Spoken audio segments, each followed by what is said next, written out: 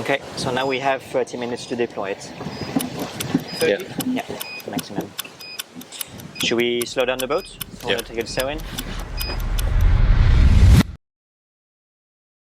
Okay, so this is our first deployment of an Argo float. So as Marin said, we have 3 on board, which we're going to be deploying along the way to Uruguay and down to Antarctica. Yep. So we've just taken it out. We have the procedure of launching, which Marin is looking through it. The first thing we have to do is check that we have the correct one. So there's a serial number which is printed on the bottom, and we have procedures which were given by the users and which have already programmed this float. So this is an Argo float. It collects data at great depths. The data it collects is salinity, temperature, and pressure. And it goes down quite deep. It goes down to 1,000 meters, first of all, where it will stay in 1,000 meters drifting along the current for an average of 9 days.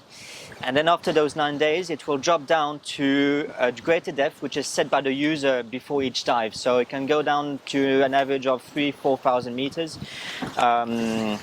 but that is depending on every dive.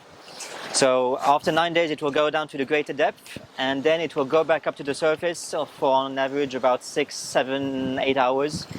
And then when it reaches the surface, it will connect with the satellite and set all the data it's collected. And then it will reproduce a dive. So another 10 days diving, 1,000 meters, greater depth, and back up. La fois que j'ai fait ça, je me suis coupé alors. Alright. So now we remove the little plugs. Yeah. So we can access the CTD and fill it up. So now we're gonna remove this magnet, which gonna activate the float and send signal to the GPS.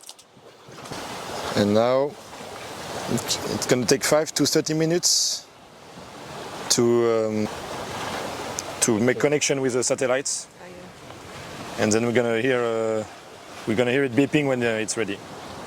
So now we should hear some sounds. Yeah, click. 5 clicks, 1 pump, 2 pumps, 3 pumps, 4 pumps, 5 pumps. Yeah. CTDD is pumping. Where's the other piece of paper? It's under the binoculars. Plug removed, and the 1 red, 2 white plugs. Yes. Amen. Okay, so now we have 30 minutes to deploy it. 30? Yeah, maximum. Should we slow down the boat? Or take it sail in?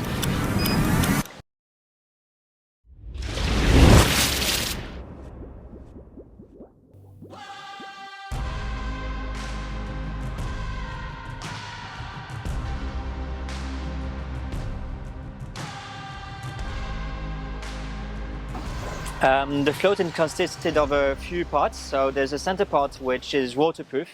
It has a computer, which is the brain, which controls the floatability up and down and collects the data.